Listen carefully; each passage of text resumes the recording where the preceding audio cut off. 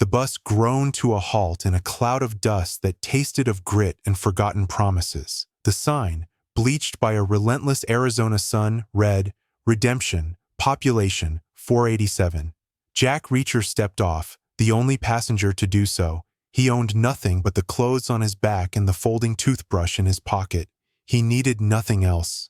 He was just passing through, a ghost on the highways of America, drawn by nothing more than a name on a map that sounded like it had a story to tell. Redemption, however, didn't feel like a story. It felt like an ending. The silence was the first thing that hit him. It wasn't the peaceful quiet of a sleepy town.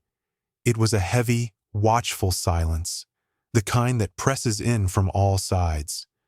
The few people on the street moved with a deliberate lack of purpose, their eyes downcast, their shoulders slumped. They glanced at him, a stranger, not with curiosity, but with a flicker of something that looked like fear, quickly masked. Reacher walked, his boots scuffing on the cracked pavement. He wasn't looking for trouble. He never was. But he had a finely tuned internal compass for it, and in Redemption, the needle was spinning wildly. The town was a single main street with a diner, a hardware store, a sheriff's office, and a handful of other shuttered businesses. It was a place teetering on the edge of oblivion. He stepped into the diner. The smell of stale coffee and grease hung in the air. A young woman with tired eyes and a name tag that read Sarah stood behind the counter. She jumped when the bell above the door jingled, her hand flying to her chest. "Just coffee," Reacher said, taking a seat at the counter. She nodded, her movements quick and jerky, as she poured a thick black liquid into a stained mug. As she set it down, her hand trembled, sloshing coffee onto the counter. "Sorry," she whispered, her gaze darting towards the window. Reacher followed her look. A gleaming black SUV with tinted windows was parked across the street. It hadn't been there a minute ago. It hummed with a quiet menace that didn't belong in a town like this. "They new in town?" Reacher asked, his voice low. Sarah flinched, snatching a rag and wiping the spill with frantic energy. "Please," she muttered, her voice barely audible. "Don't. Just drink your coffee and go." Reacher took a sip. It was bitter. He watched her reflection in the polished chrome of the napkin dispenser. She was terrified. Not of him, but of the SUV, of what it represented. The diner door opened again. This time, 3 men walked in. They were not from Redemption. They wore clean, practical work boots, cargo pants, and tight-fitting shirts that did little to hide the hard muscle beneath. They moved with the easy confidence of predators who owned the territory. They ignored Sarah and fixed their eyes on Reacher. The leader, a man with a shaved head and a scar that cut through his left eyebrow, smirked. "You're new," he said. It wasn't a question. Reacher didn't answer. He took another sip of his coffee. "This is a private town, friend," the man continued, flanking the counter with his 2 companions. "We don't get many tourists, and we don't like strangers." "I'm not your friend," Reacher said calmly, "and I'm not staying." The man's smirk widened. "That's the smartest thing I've heard all day. The next bus is tomorrow morning. I suggest you be on it. Find a room, keep your head down, and be gone with the sunrise." "I'll think about it," Reacher said, turning his attention back to his mug. The deliberate dismissal was a lit match in a room full of gasoline. The man's hand shot out, clamping down on Reacher's shoulder. It was a hard, professional grip, meant to intimidate, to assert dominance. "I don't think you're hearing me. We're not suggesting. We're telling you." Reacher didn't move a muscle. He slowly placed his mug back on the counter. "You have exactly 1 second, he said, his voice dropping to a low, dangerous frequency, "to take your hand off me." The man laughed. It was a mistake. In a motion too fast to track, Reacher's right elbow shot backward and up, connecting with the man's jaw with a sickening crack. The man's head snapped back, his eyes rolling white as he crumpled to the floor. Before the other 2 could even process what had happened, Reacher was on his feet. He drove the heel of his boot into the knee of the man on his left, hyperextending the joint with a wet pop. The man screamed, a high, thin sound that was cut short as Reacher's fist connected with his throat. The third man, finally reacting, reached for something under his shirt. Reacher didn't give him the chance. He closed the distance in a single step, seized the man's wrist, and twisted. Bones snapped. The man howled in pain as Reacher slammed his head into the countertop, sweeping his legs out from under him. He hit the linoleum with a heavy thud and lay still. The entire confrontation had taken less than 5 seconds. The only sounds were the gurgling of the man with the crushed throat and the whimpering of the one with the shattered knee. The leader was still unconscious. Reacher stood over them, breathing evenly. He looked at Sarah, who was pressed against the back wall, her face as white as a sheet, her hand clamped over her mouth. Her terror was now mixed with something else, a spark of disbelief, of awe. Reacher calmly walked back to the counter, picked up his mug, and drained the rest of the bitter coffee. He placed a few dollars on the counter. "Keep the change," he said. He walked out of the diner, leaving the wreckage behind him. The black SUV was still there, its engine a low, predatory growl. He knew the encounter wasn't over. It was just the beginning. He had been given a warning to leave Redemption. By not leaving, he had just declared war. He needed a place to stay, and more importantly, he needed information. The sheriff's office was across the street, a small brick building with a faded American flag hanging limply from a pole. He decided to start there. Maybe there was still some law left in this town. He doubted it. The man behind the desk was in his late 50s, with a soft belly that strained the buttons of his uniform and a face that had surrendered to gravity and cheap whiskey. A nameplate read, "Sheriff Brody." He looked up as Reacher entered, his eyes widening with apprehension when he saw who it was. The news had clearly traveled fast. "What do you want?" Brody asked, his voice a nervous rasp. "I'm looking for a room for the night," Reacher said, leaning against the doorframe. "Motel's at the end of town. Can't miss it." The sheriff was sweating, his gaze flickering past Reacher to the street outside. "There was some trouble at the diner," Reacher said, watching the man's reaction. Brody's face paled. "Just some guys letting off steam. No need to get involved. Best if you just move on." 3 men, professionals by the look of them. They seem to think they ran this town, do they? The sheriff swallowed hard, his Adam's apple bobbing. He opened his mouth, then closed it again, shaking his head. "Look, mister, I don't know who you are, but you're in over your head. These people, you don't mess with them. Take my advice. Get back on the bus you came in on and forget you ever saw this place." "Who are they, Sheriff?" Brody shot to his feet, his chair scraping against the floor. "Get out!" he hissed, his voice trembling with a mixture of fear and anger. "I'm not telling you anything. I like breathing. My family likes breathing. Get out of my office and get out of my town." Reacher held the sheriff's terrified gaze for a long moment. He saw a man who had made a choice to survive by looking the other way. There was nothing more to be learned here. Without another word, Reacher turned and walked out. He found the motel, a run-down single-story building with a flickering neon sign. The clerk, a skeletal old man who looked like he hadn't seen the sun in years, took his cash without making eye contact and slid a key across the counter. The room was small and smelled of mildew and despair. Reacher wedged a chair under the doorknob and lay on the lumpy bed, staring at the water-stained ceiling. He wasn't tired. He was thinking. The men in the diner were mercenaries. Their posture, their movements, their coordinated attack, it all screamed training. The SUV, the sheriff's fear, the oppressive silence of the town, it was a classic occupation. Someone with money and power had taken over Redemption and turned it into a private fiefdom. The question was why. A town in the middle of nowhere was either a perfect place to hide something or a perfect place to conduct business you didn't want anyone seeing. Sleep wasn't an option. Trouble had a way of finding him, and he knew they'd be back. This time, they would be more prepared. They had underestimated him once. They wouldn't make that mistake again. He needed a better position, a place where he could see them coming. He slipped out of the motel room and melted into the deep shadows of the Arizona night. The moon was a pale sliver, offering little light. Perfect. He moved silently through the back alleys, his senses on high alert. He circled back towards the main street, keeping to the darkness. He saw the black SUV cruise slowly past the motel, its headlights cutting through the gloom. It paused in front of his room, then moved on. They were looking for him. He found a good vantage point on the roof of the hardware store. It gave him a clear view of the main street and the roads leading in and out of town.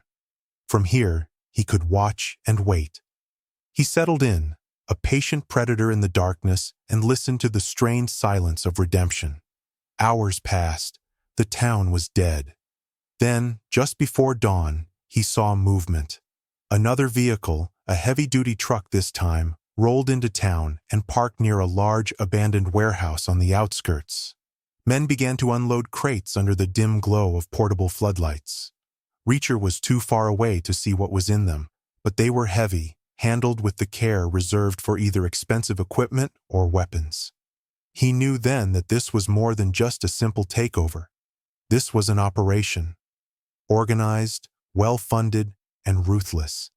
And he had just kicked the hornet's nest. He thought about the bus leaving in the morning. He could be on it. He could be 100 miles away by noon, and Redemption would just be another forgotten town with a story he never learned. But then he thought of Sarah's terrified eyes and Sheriff Brody's pathetic fear. He thought of the three men in the diner and the arrogance of their power. They thought he was easy prey, a drifter they could discard. They thought they could own a town, own its people. Reacher had a problem with that, a big problem. He watched the sun begin to bleed over the horizon. The bus would be there soon. He wasn't going to be on it. He was going to stay. He was going to find out what was in those crates, and he was going to take it all apart. He found the hardware store owner opening up just as the sun climbed above the distant mesas.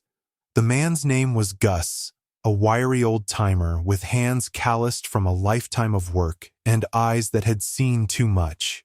He didn't look surprised to see Reacher waiting for him. "You're the fella from the diner yesterday," Gus said, unlocking the front door. It wasn't a question. "Heard you made quite an impression on Thorne's boys." "Thorne?" Reacher asked, following him inside. The store smelled of oil, sawdust, and old iron.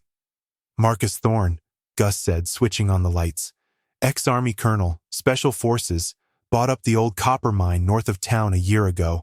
Said he was starting a logistics and security company. We all knew what that meant." He looked at Reacher, his gaze sharp and appraising. "He runs this town now. Brody does what he's told. Most folks just try to stay invisible. What's his business? Whatever pays. Guns, information, training other people's dirty little armies. Redemption is off the grid. No one comes here without a reason. Makes it the perfect place to run a private war." Gus paused, leaning on his counter. "Those three you laid out? They were his lieutenants. Thorne won't let that slide. He'll send more. He'll keep sending them until you're dead or gone." "I'm not going anywhere," Reacher said. "I saw a delivery at the warehouse last night." Gus nodded slowly. "Happens every few weeks. Never know what's in 'em. Never ask." He looked Reacher up and down. "You're either the biggest fool I've ever met, or you're something else entirely. What's your angle, mister?" They started it. A faint smile touched Gus's lips. "Fair enough." He disappeared into the back of the store and returned a moment later with a heavy-duty canvas bag. He dropped it on the counter with a solid thud. "You're going to need more than just your fists. Thorne's got an army. You're just one man." Reacher opened the bag. Inside was a pump-action shotgun, several boxes of shells, a large hunting knife with a well-worn handle, and a topographical map of the area. "The mine is 5 miles north," Gus said, pointing to a spot on the map. "Heavily guarded. Fences, cameras, patrols. The warehouse is his local hub. That's a softer target, but still crawling with his men." He tapped the shotgun. "I'm a vet. Vietnam. I know a losing fight when I see one, but I also know a man who's made up his mind. Don't get yourself killed." "I'll try not to," Reacher said, hefting the bag. "Why are you helping me?" Gus's expression hardened. "Thorne's men took my grandson's car for a joyride a few months back, wrapped it around a telephone pole. When I complained, they broke my arm. The sheriff listed it as an accident. This is my town. I want it back. Reacher nodded. It was all the explanation he needed. He spent the day planning, studying the map Gus had given him. The warehouse was the key. It was the link between Thorne's operation and the outside world. Cripple the link, and the operation would suffer. More importantly, it would force Thorne to react, to pull his forces in, to expose himself. As dusk settled, Reacher made his move. He didn't approach the warehouse directly. He used the terrain, circling around through the scrub and gullies, approaching from the rear where the shadows were deepest. The warehouse was a large metal structure, surrounded by a chain-link fence topped with barbed wire. 2 guards were stationed at the front gate, and he could see at least 2 more patrolling the perimeter. He waited, watching their patterns. They were sloppy, overconfident. They didn't expect an attack. Not here, not in their town. He found a blind spot in their patrol route, a section of fence shrouded in darkness near a pile of discarded shipping pallets. A quick, powerful snip from a pair of bolt cutters he'd borrowed from Gus's store, and he was through. He moved like a phantom, sticking to the shadows along the warehouse wall. He reached a side door, the lock a simple commercial-grade model. A tension wrench and a pick, also from Gus's collection of tools, made short work of it. The lock clicked open with a soft snick. He slipped inside. The air was cool and smelled of grease and packing material. The cavernous space was filled with crates, stacked high. The ones he'd seen unloaded last night were in a cordoned-off section, guarded by 2 more of Thorne's men. They were talking quietly, smoking, their rifles slung carelessly over their shoulders. Reacher moved down an aisle of stacked crates, his footsteps silent on the concrete floor.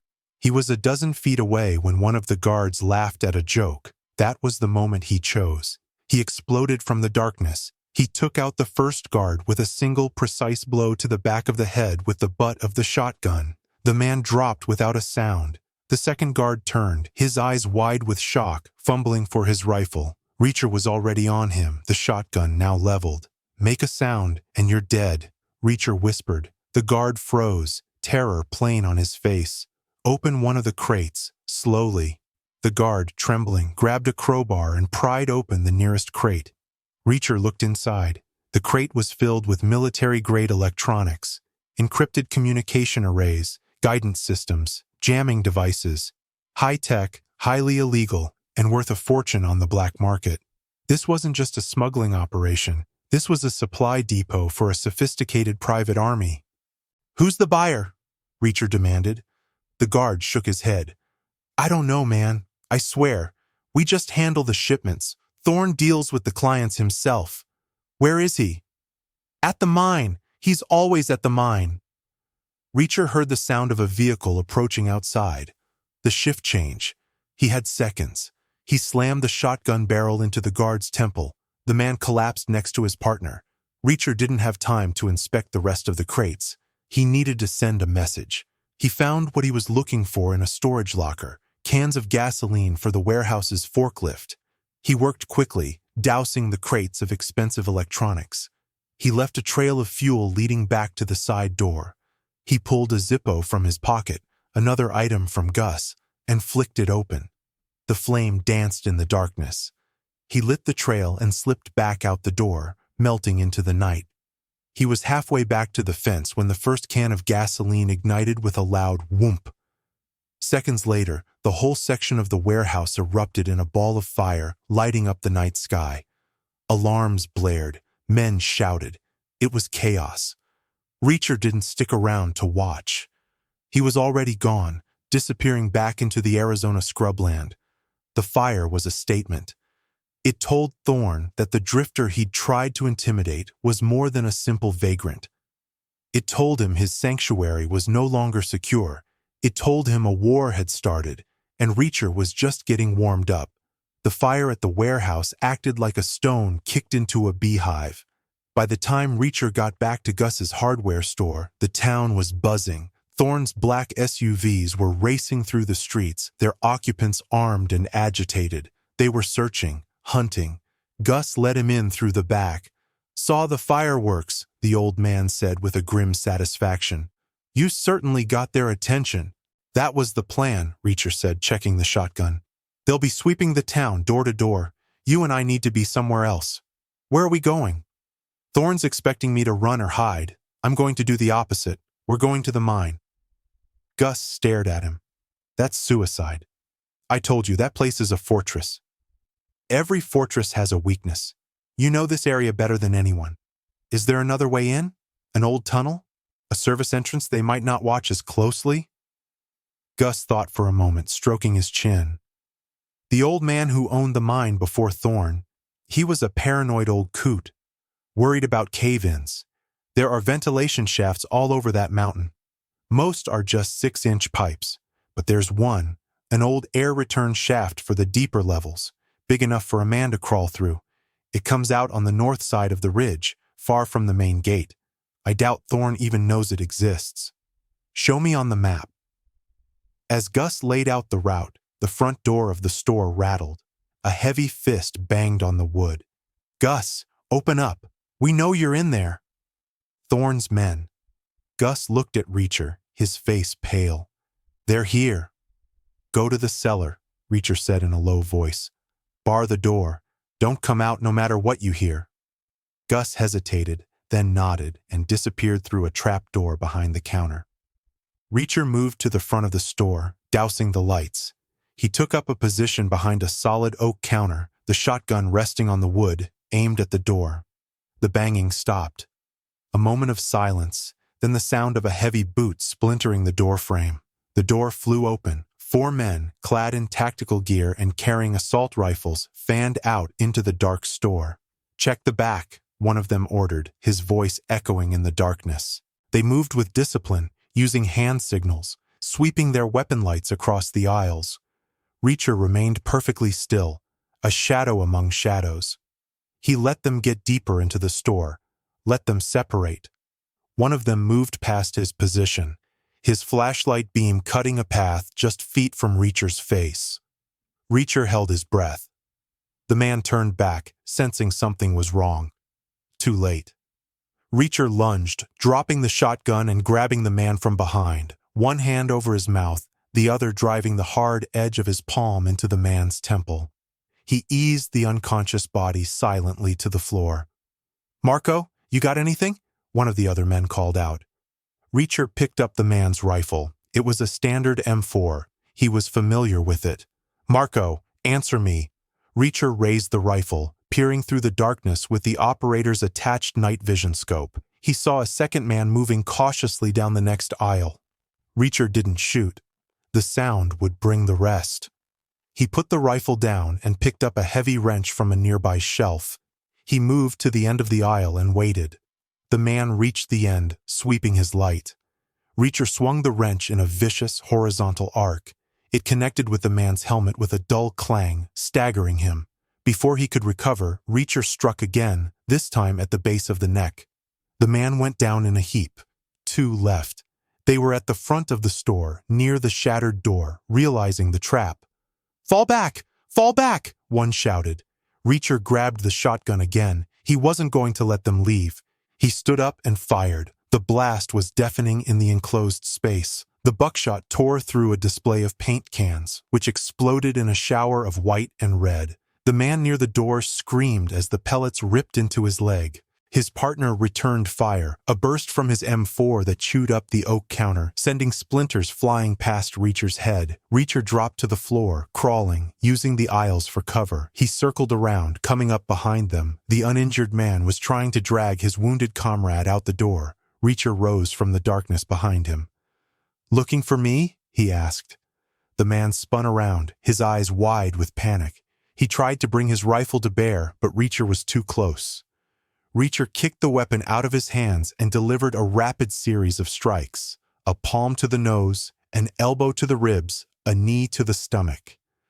The man folded, gasping for air, and Reacher finished him with a hard blow to the back of the neck. He turned to the last man, the one with the wounded leg who was trying to crawl away. Reacher stood over him, the shotgun aimed at his head. "Please," the man begged, his face slick with sweat and paint. "Where's Sarah?" Reacher demanded. "The waitress from the diner."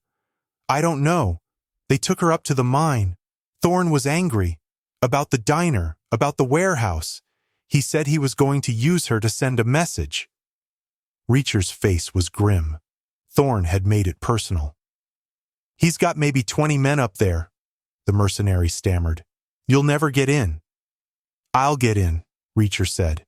He used the butt of the shotgun to knock the man unconscious. He went to the cellar door and called for Gus. The old man emerged, his face ashen, but his eyes steady. "They took the girl," Reacher told him. Gus's jaw tightened. "Then you better get up there." The climb up the ridge behind the mine was treacherous in the dark. Gus had been right about the ventilation shaft. It was almost completely overgrown, hidden by a thicket of creosote bushes. It was a tight squeeze, a dark, claustrophobic tunnel of corrugated steel that smelled of rust and cold earth. Reacher crawled on his belly, the canvas bag with his supplies pushed ahead of him. After what felt like an eternity, he saw a faint light. The shaft ended in a heavy iron grate that opened into what looked like a subterranean workshop. He could hear the hum of machinery and the distant sound of voices. He used the handle of the hunting knife to carefully pry the rusted grate from its housing and slipped out, a ghost emerging from the belly of the earth. The mine was a maze of tunnels and cavernous chambers, a mix of old rock and modern construction. Thorne had turned it into a state-of-the-art military bunker. Reacher moved through the service tunnels, avoiding the brightly lit main corridors. He was a stone-cold professional operating in his element, behind enemy lines, outnumbered, with nothing to lose. He found Sarah in a communications room at the heart of the complex. She was tied to a chair, a gag in her mouth. Marcus Thorne stood before her, his back to the door. He was a tall man, lean and powerful, with the cold, dead eyes of a shark. He was talking into a headset, his voice calm and controlled. "The shipment is a total loss. Find out who he is. I want a name. I want a history. And I want him found. Use the girl as bait. Set up a perimeter. I want him alive if possible. I want to look him in the eye before I kill him." Reacher raised the shotgun. He could end it right there. A blast to Thorne's back. But it was too loud. It would bring the entire base down on him before he could get Sarah out. He needed a quieter way. He slipped back into the shadows and continued his hunt. He found 2 guards patrolling a nearby tunnel.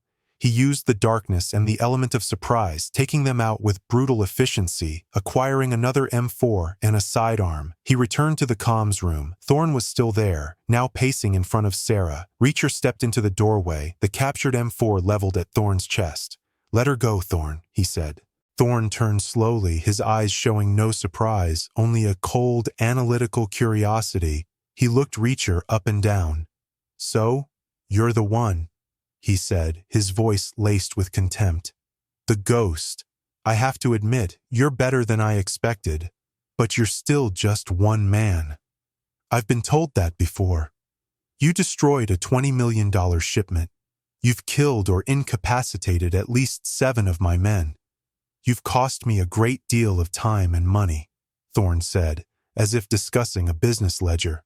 "And for what? For her? For this worthless town?" "You picked the wrong town to squat in," Reacher said. "And you picked the wrong guy to push." Thorne smiled, a chilling, humorless expression. "I don't think so." With a sudden, explosive movement, he drew a pistol from a holster at the small of his back and fired. Not at Reacher, but at the heavy steel door controls next to the frame. Sparks flew. With a loud hiss of hydraulics, a series of thick steel blast doors began to slide shut, sealing the comms room and the adjoining corridor. Reacher fired a burst from the M4, but the bullet sparked harmlessly off the thick metal. He was trapped. "My men will be here in 90 seconds, Thorne said, his pistol now aimed steadily at Reacher.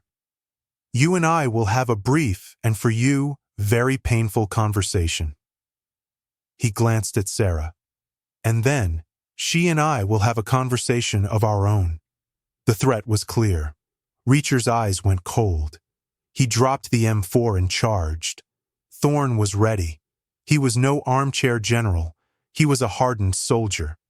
He met Reacher's charge, deflecting his first punch and driving the butt of his pistol into Reacher's side. The blow was solid, staggering, but Reacher fought through the pain, grabbing Thorn's gun hand and twisting.